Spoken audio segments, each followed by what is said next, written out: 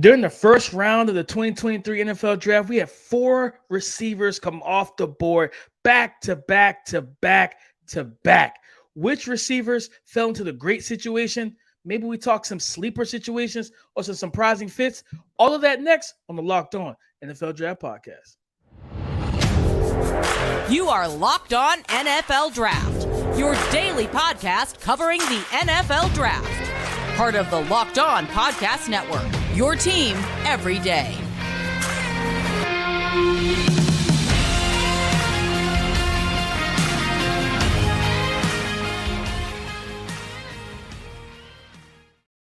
What's up, family? Welcome back to the Locked On NFL Draft Podcast, your daily podcast covering your favorite draft prospects, part of the Locked On Podcast Network, your team every day. You know what time it is. It's your boy, Damian Parson, always on the ones and twos. You can find me on Twitter at DP_NFL. I'm a national scout with the Draft Network and your favorite and local running back guru. And I can't talk championship things or rings without my guy from LSU, Keith Sanchez. You can find him on Twitter at TheTalentCode.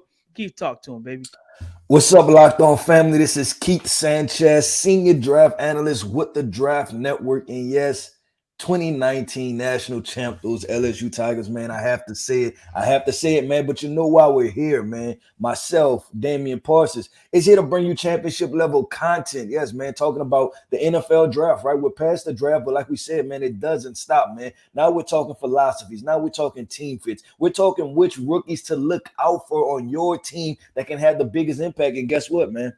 We're talking playmakers. Yes, this is Playmakers Edition. We're talking about those wide receivers, those guys that have an opportunity, may have the chance to have a Justin Jefferson type impact, a Jamar Chase type impact, right? And really lead your team into the playoffs. So like we said, man, the draft matters 24/7, 365. So let's get into it. We don't have a title sponsor. So DP, man, we're going to kick this first segment off with the best situations, right? We're fairly positive people. So let's talk about what are the best situations, which wide receivers got drafted into the best situations, whether that's, quarterback, team fit, them being able to make the roster. Just, you can look at it from different angles. But what are the best situations for you? Keith, I'm going to tell you something, man. This might sound like a cop-out, but I think the first 4 receivers off the board fell into the best situations. It's hard to pick out of those 4, man, because I'm going to explain my reason behind this, Keith. All 4 of those guys walk into situations where Jaxon Smith Njigba being the first wide receiver off the board, Seattle Seahawks. He's not the number 1. Quentin Johnston goes to the Los Angeles Chargers. He's not the number 1. Zay Flowers going to the Baltimore Ravens. He's not the number 1. Jordan Addison to the Minnesota Vikings. He's not the number 1. So what does that mean? As rookie receivers, you don't have to worry about the Jalen Ramseys and the Xavier Howards, and those top tier corners immediately, right? You don't have to worry about seeing Marshawn Lattimore. That's Justin Jefferson's job. That's who Justin Jefferson has to take care of. You don't have to worry about dealing with the best cornerback for whichever team is in your division. When you're Jaxon Smith Njigba, DK Metcalf is going to be the most dangerous dude on the field for your offense. Teams are always going to try to take him away. Why? Because he's a big play threat. He's the number 1 receiver there. And same thing with QJ down over on the West Coast with the Los Angeles Rams. He's wide receiver 3 right now? Because you got Keenan Allen in the slot. You have Mike Williams out wide. Austin Eckler in the backfield. So you can kind of come in without the pressure of, I got to get 1,500 yards receiving, or I have to be the dominant force off the rip. You can just kind of come in and get those advantageous matchups against the cornerback 2, 3, and even 4, Keith. So it sounds like a cop-out, guys, but understand why it was really hard for me to pick out of those 4 guys that I think all of them fell to perfect situations. No, I agree, man. I agree. And if I had to pick 2, right, that I really like, it'll probably be Quentin Johnston with the Chargers and Jordan Addison with the Vikings, because they are not going to be asked to be number 1s at all, right? Like, they already have established number 1 wide receivers. And I think it's going to be really good. And I liken it to this, man, that when CeeDee Lamb got to the Dallas Cowboys, or him playing with the Dallas Cowboys for the past couple of years, there was Amari Cooper there, right? And CeeDee Lamb was able to operate as a 1.5, which was a really good situation for him. So I see both of those guys being able to operate in that space. And guess what? Even CeeDee Lamb being a 1.5-ish type wide receiver, you're still talking about Pro Bowls, right? You're still talking about a lot of production. You're still talking about one of the better wide receivers in the NFL. And I see both of those I see that happening for both of those guys. But man, look, I'm gonna dive a little bit deeper, DP, because you didn't venture out of the first round. And I understand why, right? All of those are good situations. But I'm gonna go Marvin Mims to the Denver Broncos, Good right? one. I think that would be a really good situation. And I'm gonna go Cedric Tillman to the Cleveland Browns. Both reasons why. And you can both quarterbacks, same situation, right? I feel like this. Both of them are proven quarterbacks, right? That situations, some of them out in their control, some of them out of their control, right? To where they didn't play good last year. But I'm thinking that they play good this year. Those are two wide receivers that you should be on the lookout for because they're with veteran quarterbacks that have been proven. They're more complete receiver core. You talk about the Denver Broncos, right? Jerry Jeudy is there. You're talking about Cam Sutton. You're talking about what's my guy that towards ACL? Tim Patrick, right? If he comes back. So you slide Marvin Mims into that situation. I think it's going to be a battle between him and KJ Hamler, right? For that kind of number 3 wide receiver situation. Marvin Mims slides in there. This is a guy I think can instantly give you 50, 60 receptions, right? With 5, 6 touchdowns. And you're like, man, this is a really good football player. So I automatically kind of project his career trajectory to be like a Tyler Lockett-ish type football player. Like when Tyler Lockett got to the Seahawks, I believe that was kind of like the Doug Baldwin, Golden Tate. Like I'm throwing up some names, man. I'm going with some nostalgia right now. Some Seahawks, I like that, man. But I think he can do that type of situation with the Denver Broncos. Then you look at the Cleveland Browns, right? The Cleveland Browns have a wide receiver core too. Right, they have Amari Cooper, who we just finished talking about from his days with Dallas Cowboys. They're the Michigan wide receiver. I told you I always get these confused. This Donovan Peoples-Jones. Yeah. Okay. I always get the two confused, man.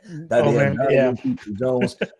Anthony Schwartz. Who they pick up? They picked up Elijah Moore, right, in a trade. Yeah. So this guy is going to be able to kind of step in and just fill a role. And we both watched him, and they're talented guys. So he's kind of a guy that I'm like, you know what? If I had to not pick the first round guys and kind of go through this chart a little bit, I'll be like, that's a good situation if I'm a wide receiver because I have a quarterback that can get me the football. And we always talk about this on this podcast, man, that quarterbacks wide receivers are one of the most dependent positions, right? If you can be wide open, but if the quarterback can't get you the football, then it doesn't matter, right? And we've seen this time and time again back with Randy Moss back in the day, right? When he was with the Vikings and he had Dante Culpepper getting the football, and guess what?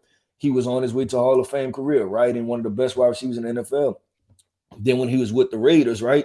Everybody was saying Randy Moss was washed. Then all he did was change locations, right? He went from Oakland, California to Boston, Massachusetts, New England, wherever you want to call it. And he had the best wide receiver year ever in the history of NFL. So that just goes to show you how important it is to who's throwing you the football. And I kind of pinpointed those guys as veteran players that have thrown the football. One other name I want to throw out there, DP, sneaky name. And I'm just trying to see how I guess, like the feeling of it all away, right? Because he has a young quarterback throwing him the football, but Don't steal my guy. Don't steal my guy. I think I stole him. Yeah, let me see where you're going with this. Josh Downs with AR. You did. Josh Downs, man. Just real quick, I think him just being with Anthony Richardson, if it works, he has a bunch of, you talk about complementary pieces. He has a bunch of big body wide receivers. He's a small wide receiver that's like his skill set is unique to the rest of those guys, right? So he's going to be relied upon in certain situations. No, and because I was going to double down with 2 rookie receivers, and it was going to be Josh Downs and then Tank Dell because they're both coming into the NFL with rookie quarterbacks that they can grow and learn with and create that chemistry because they're both new to the NFL together. You know what I mean? With Tank Dell, with CJ Stroud and Josh Downs, with Anthony Richardson, I think those are really good situations, especially for a Tank Dell, man. I think Tank Dell going with he balled out with Clayton Tune. Right. And there's no shot at Clayton Tune, but CJ Stroud is a different type of animal at the quarterback position. And these guys get that chemistry down pat, Keith. I think this, especially with John Mechie, I think this could be a really dynamic pairing for Tank Dell and CJ Stroud. And like you said, with Josh Downs, having all those big body guys, right? And he's like the little brother in the room. All he got to do is get that chemistry with Anthony Richardson, be his outlet, be his quick hitter when they really want to get the quick game going, and allow Josh Johnson to do his thing. So those were two I wanted to bring up, since I definitely stuck with the first rounders, but I wanted to show those two rookie wide receiver QB pairing some love. Yeah, no, definitely, man. So look, man, like I said, we started this thing off positive, like we like to do, start our days off positive, but now we have to go into, we're gonna be critical of the GMs, right? And are critical of the situations, whether that's quarterbacks, whether that's, philosophies, whether that's offensive scheme. And talk about the wide receiver team pairings that we don't really care for too much, right? Some of the pairings that, with a team, the player got drafted to the team, and then we don't necessarily think it may be be the most beneficial to the team or the player. So coming up next, man, we get into the situations that we don't necessarily like the most. Guys, if you're looking for a delicious snack, but you don't want all the sugar and calories, then you need to try the best tasting protein bar ever. That's Built Bar, Built Puffs. You got to try it. You won't regret it. If you're like me, you want to make healthier snack choices. You don't want to compromise on taste. I've got just the thing for you. It's the Built Bars are healthy and taste amazing. Why do they taste amazing? They're covered and made in 100% real dark chocolate, guys. Yes, 100% real dark chocolate, unbelievable flavors, churro, peanut butter brownie, and cookies and cream. Like me, I love cookies and cream, but how did I get it? I just went to my local Walmart and got a 4-bar box. You can go to Sam's Club as well, or you can go to builtbar.com, type in our code, locked on 15, and get 15% off your next order. All right, Keith, these wide receiver pairings that we really didn't, I would say, like or get down with. I think the one that caught me off guard, truthfully, was the Rashee Rice to Kansas City I Chiefs. was gonna mention that too. See, I thought you were gonna go Jalen Hyatt, so I was trying to go a pivot to Yeah, a different nah, go direction. ahead, go ahead. But Rashee Rice, that one caught me off guard because I just didn't see, because he's not the style of receiver they typically go after, right? You know what I mean? Like, they go after athletic guys who can really stretch the field, either horizontally or vertically, guys that can make a lot of plays after the catch. And we saw him.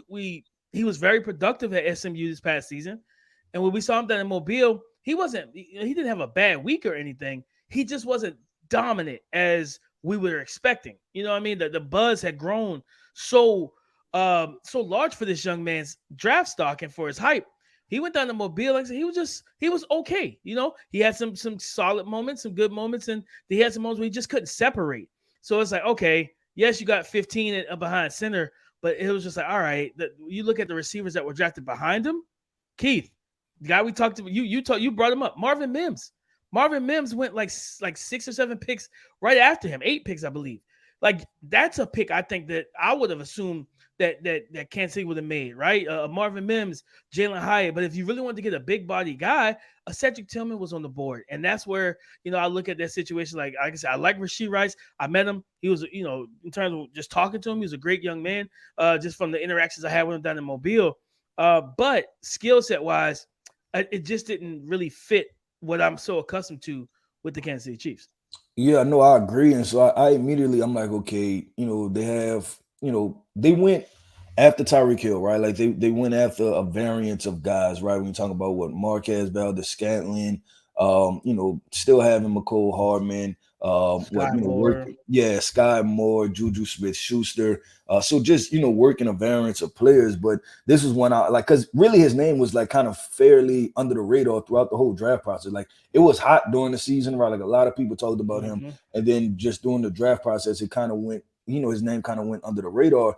And I was like, okay, what is the usage for him, right? Like this, I think it has to be more of a red zone target-ish type situation. So that's the only thing I was thinking about. Like, maybe they have a specific role for him, right? But when you lose a guy like Juju Smith-Schuster, who is a savvy veteran, who is reliable, and then I forgot, right? Kadarius Toney is still on this team. So his situation is that he just may be walking into a loaded situation, and he may just get outplayed, right? At the end of the day, because there's just so many guys, whether that's, second, third, fourth, fifth year players that already kind of have that chemistry. So he really has to hit the ground running, but I'm not sure if that's going to be the case. For me, DP, you let it out already, right? Jalen Hyatt to the New York Giants, man.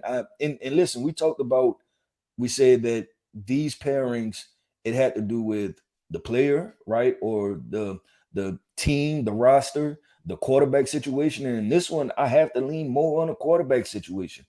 I don't know what is this going to look like. And then even you look at the rest of the roster, right? Like they have smaller wide receivers. Like, that's kind of what this roster was, and it need improvement. Don't get me wrong, right? Like Jalen Hyatt is going to play, but I just don't know how much volume. Like if I was him, I'm like, okay, how much is Daniel Jones going to get me the football? That's what I would question, right? The most out of anything. It just I don't know. It kind of took me for a loop, man. But I'll throw out another name with this situation where it's like, okay, I get it, but I don't know. It's somewhat like the Rashee Rice in Kansas City, to where is this kind of carbon copy type situation, and that's the Jonathan Mingo to the Carolina Panthers. And the reason I'm saying is that DJ Chark is a bigger body wide receiver, right? Like, he's a guy that probably operates on that 200-ish pounds, right? Then you have Adam Thielen, right, who's a veteran who they brought in. So obviously they're going to want him to pay. Terrace Marshall, right? And, you want to see what he can do. And then I'm not even sure, is Laviska Shenault still on the Panthers? I believe so. Okay, if he's still on the Panthers, right? Like that's very similar body types as far as what they do. So that's just another situation where I like Jonathan Mingo, the player. And then you're still talking about a rookie quarterback, right? So that's Jonathan Mingo, the player, and then a bunch of guys that are older than him with similar skill sets. So this may not be a year one thing for him. This may be a year two, year three. I would have, like you said, we throw out the Marvin Mims, and some of these other explosive guys. I think that's what this Carolina offense needed. And Jonathan Mingo, I wonder what he's going to be relied upon to do in this offense. So when you talk about, bad or questionable, like it's more so those, right? Like I have question marks about how is this necessarily going to work the first year. No, and I agree with you. One that I want to throw out, as we get ready to transition, Justin Shorter to the Buffalo Bills. Like that was one I did not like it. Talk the Bills Nation, man. Talk the Bills Nation. I struggle with this one, man. Like because I feel like I saw a lot of tweets. Shout out to the Bills Mafia, man. I got nothing but love for y'all. But I saw a lot of y'all tweeting out the shirtless pics of Justin Shorter, getting yourselves amped up, and I'm like, okay, that's fine. But when you turn on the tape, you don't see a guy that plays the way he looks, Keith. Like I don't see a guy that plays big. Don't think you're getting a lesser version of DK Metcalf, like, because you're not, you know what I mean? Like I didn't see the speed, the size, the physicality. I didn't see that. Even when Anthony Richardson would give him opportunities to do that, I didn't see that for Justin Shorter. And for me, especially with a situation where, now granted, if you feel like Khalil Shakir is your number two, is a potential number two wide receiver two, Khalil Shakir, baby, man. And to us, man, who don't know, man, I tweeted out that Khalil Shakir would be wide receiver 2 last year. And they lit you up. Yeah, Bills Mafia got on me, man. So go search my tweet, man. Hey, listen. If it happens, listen, I am going to repurpose that tweet. That tweet is going to come back up if Khalil Shakir enters this year. It has to. It has to. So, man, just having a little fun with Bills Mafia, man. Shout out Bills Mafia.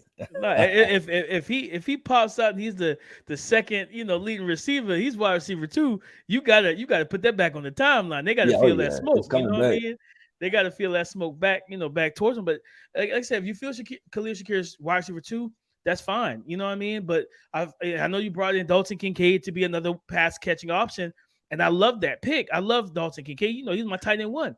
But at the end of the day, Gabe Davis has been okay. So it's like Stephon Diggs getting double teamed. I need somebody that can really win and win consistently. And the one thing that I can say about Justin Shorter, there's nothing on his film that's consistent besides being inconsistent. So this was a pick that left me scratching my head. It's just because some fact of the matter is, I mean, when I look at it, Dontavian Wicks went after him. Puka Nacua went after him. You know what I mean? Like those were guys, A.T. Perry, Xavier Hutchinson.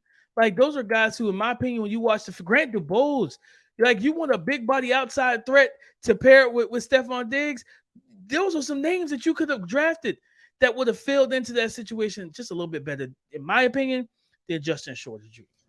Yeah, no, I feel you, man. So look, man, we talked about the questionable picks. Right now, you know what we do, man. Like I said, we're gonna dive deep into this draft. I'm not gonna allow DP to talk about the first rounders. This time we're gonna go with the surprise picks, man. We're gonna go fourth round, not fourth round. We're just gonna go surprise picks that's not in the first round that could surprise people with production, whether that's because we had them graded higher, right? Or the situation just simply fits for them to be extremely productive. So, man, coming up, those surprise picks that you guys should be on the lookout for coming this upcoming NFL season when it comes down to the rookies. Surprise fits, Keith, and them kind of sleepers, man. Who's on your mind? Who you got marked down? DP, everybody on the Green Bay Packers wide receiver core should be aware. The Green Bay Packers did what the Seattle Seahawks did with the running backs, right? Where they said, you know what, we're gonna take all of them, and that's what the Green Bay Packers did, man. They caught everybody off guard. But if y'all, our family, we know y'all been listening to us, right? And y'all have heard us mention Jaden Reed before, and that's the reason we talked about him. This is a good football player. Nobody's just talking about him, man. So he went in the second round, right? Then they double back and they got Dontavian Wicks in the fifth or the sixth round. Fifth, right? Yeah, fifth. Fifth round, another talented football player. Then they said, you know what? Let's just sprinkle a little bit more on top. Then they went and got Grant DeBose, the wide receiver out of Charlotte, man. So listen, Jaden Reed is the slot guy. This is the slot explosive guy, silky smooth route runner, efficient catching the football, just one of those guys. Then they came back with two bigger bodied wide receivers. Why? Because you draft Romeo Dobbs, right? And then what's my guys is Samari Torrey. Torrey, yeah. And they drafted both of those guys last year, right? I think that's clear competition for them, right? Like we're bringing in two bigger body receivers and Dontavian Wicks and Grant Bose. Like y'all get after it in training camp. It's going to be a hell of a battle in training camp because those two wide receivers that the Green Bay Packers, are extremely talented guys. So if you ask me, why is it surprise? It's surprise because those extremely talented guys, and I'll say this, if Jordan Love, we don't even need him to be Aaron Rodgers good, right? Like if this guy turns out to be Dak Prescott-ish, some of these wide receivers are going to eat, right? Like at the end of the day. So I think that's like when we talk about surprise situation, one of those or two of those three wide receivers are going to emerge as like, okay, these are good NFL players. No, 100%. And that Green Bay class is just, man, I feel somebody's getting traded after this class being drafted. I just feel like that's coming, Keith.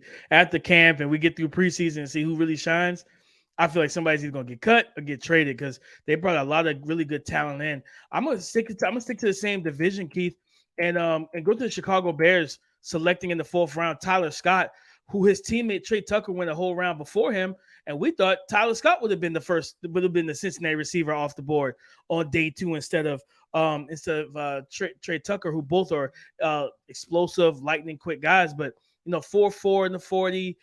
Almost 40 inches in the vert, over 11 in the broad. A very productive receiver, gives you a lot of stuff after the catch. More than likely going to be more of a slot receiver. And I think why this is a sleeper pick for me, man, you think about just giving Justin Fields more weapons, right? You have him. Now you got him, Darnell Mooney, DJ Moore, Chase Claypool, Cole Kmet. And it's like, all right, I think it's a situation now where if you're not on the field producing, like you got competition in the room now. Like it's not just, hey, yeah, we have to play you, right? Like Equinemius St. Brown, we played you, but that was more so out of necessity, out of need. We didn't have a lot of depth. We didn't have a lot of talent at the wide receiver position. But now it's a different ball game coming into 2023 for Justin Fields. He got a lot more talent now. And I really like Tyler Scott. He's very comparable to a Darnell Mooney. On the smaller side of things, extremely explosive, athletic, can really stretch the field vertically, just doesn't have the ideal, measurements in terms of height and weight. But I think he's a sleeper pick for me, man. When I look at what he's going to do in this offense, I think with them being able to run the ball, zone read option, RPOs type stuff like that, get that play action going, Keith. Now they got some guys that can go vertical. And win on the vertical plane and allow you got a big arm quarterback, man. Allow him to let that thing go, and uncork those 40, 50-yard bombs if teams want to focus solely on the run game and keeping him caged into the pocket and not letting them get out. But Keith, another name I wanted to throw out was in the fourth round as well, Charlie Jones, who went to the Cincinnati Bengals out of Purdue. A guy I believe he transferred out of Iowa. And he went out there, and you think about, and it may not be a sleeper for 2023, but it may be a sleeper for the future. And what I mean by that is Jamar Chase is gonna get a bag, 30 mil. I don't see nothing less than 30 for Jamar Chase. Then you got to pay Burrow, right? What T. Higgins, if you pay T. Higgins, if he takes a little bit of a pay cut, who's the odd man out? I think that's Tyler Boyd. So if Tyler Boyd's the odd man out, you go ahead and draft a potential replacement that can step into the slot, run good routes, really win in the zone, because that's what Charlie Jones excels at. Good ball skills, intelligent kid, can find the soft spots in the zones and make himself available for that sniper back there, that QB1 that you have. So I think Charlie Jones is one of those guys that I'm gonna keep an eye on, Keith. I had him as a day 3 prospect. He has some tools. He can play ball, but I think you throw him, like I said, in year 2, year 3 into this offense with Joe Burrow, Jamar Chase, and company. I think you got yourself a really productive slot receiver. Yeah, no, I agree with you, and I'm gonna go with one honorable mention name, and then I have a question. So the honorable mention name will be Xavier Hutchinson with the Houston Texans. If CJ Stroud is who we think he can be, Xavier Hutchinson is going to be a dude, man. Like, because CJ loves throwing those back shoulder throws, right? Just giving those contested catch situations. That's what Xavier Hutchinson does. That's what he thrives in. Got to put it out there, right? I gave a guy a 2nd round grade. He didn't go until the 6th, 7th round. So we'll see. It's either going to be me or the NFL, right? One of us are wrong. Right. So we'll figure that out. And listen, I'm more than sure everybody will let me have it if I'm wrong at the end of the day. But man, that's why we do this, right? For the love of the game, man. And then the question I have real quick, man, because we have to wrap up, would be Kayshon Boutte to the New England Patriots, right? Like, is this a like, a dislike, a question mark? Because we don't know, right? Like, we don't know Kayshon testing numbers, right? And to be all the way out on him. But it's also a big name, a guy that was productive in college, and he goes into a New England situation where they need a dude at the wide receiver position. So I'm asking you, how do you feel about it? Like, where are you with it? Because it has the potential to be damn good, but it also has the potential to be exactly what some people think it is, and that's nothing at all. Nah, I mean, on the field, Keith, I agree. I think it could be very good, and he could be one of those guys that Mac Jones relies on, a dude that Mac Jones needs. I think it's more so off the field, the locker room. We know Belichick runs that military style, Patriot way stuff. He's a military son and everything, and he runs that tight ship. And Kayshon took a lot of flack. After the first game, and then he blacked out his Instagram, and people say he was quitting on the team, like people, what I mean, like all that type of stuff. So it's like, if everything off the field can come together, right? And he's granted, for him, it's hard to get in trouble in Boston, Massachusetts, in my opinion. It doesn't seem like there's a lot to do. I wouldn't say that. They had trouble up there before. I'm not going to throw out the name. You're right. You're right. Leave that alone, right? We're not going to throw out the name.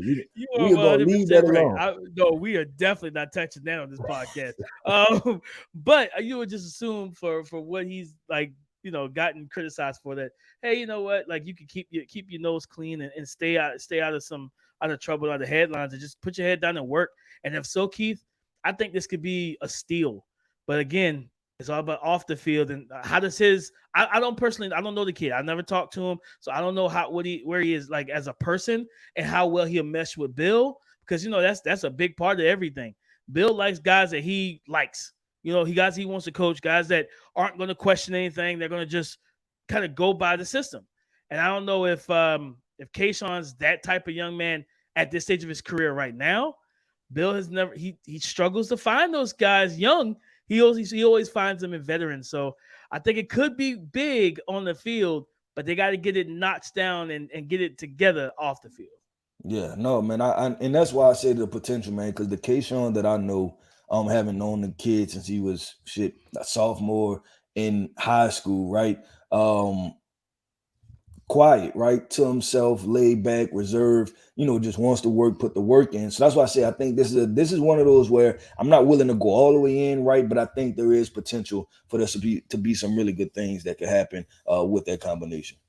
Nah, for sure. And the guys, listen, that's our show, man. Talking about these wide receivers and their fits to these NFL offenses. No more, they're not prospects no more. They're NFL players, and they're getting ready for rookie mini camp and everything in the coming weeks. We'll keep an eye on that and tapped in with all of that as well. But guys, listen, it is Happy Friday, so we appreciate y'all for tapping in with us the entire draft cycle. For the everydayers, y'all making. Thank you for making Locked On NFL Draft your first listen every day, not just today, but Monday through Friday. Like I said, to every day, as we love y'all. Y'all are family. Go subscribe and follow for free on YouTube or wherever you listen to your podcast to get the latest episode as soon as it's available. Listen, it's like I said, Happy Friday. So we'll be back Monday. Maybe we'll have I don't know, maybe early 2024 mock draft. We'll know. We'll discuss it. We'll bring it back to you on Monday. But guys, in terms of Twitter, you can find Keith Sanchez at The Talent Code. I'm Damian Parson, DP_NFL. Come and join the conversation again on Monday on the Locked On Podcast Network, your team every day.